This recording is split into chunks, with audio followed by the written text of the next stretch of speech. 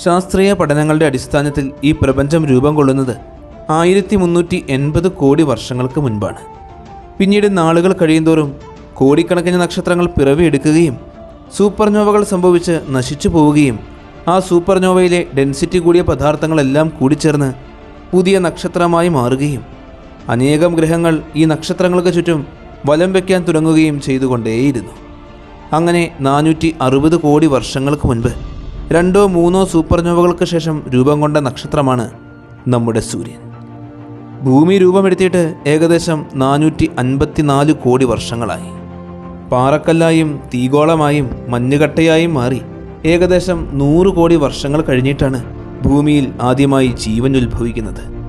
ഏകദേശം 370 കോടി വർഷങ്ങൾക്ക് മുൻപ്. പ്രപഞ്ചത്തിൻ്റെ പ്രായം വെച്ച് നോക്കുമ്പോൾ ഭൂമിയും ഭൂമിയിലെ ജീവനും ഉത്ഭവിച്ചിട്ട് നിസ്സാര സമയങ്ങളെ ആയിട്ടുള്ളൂ.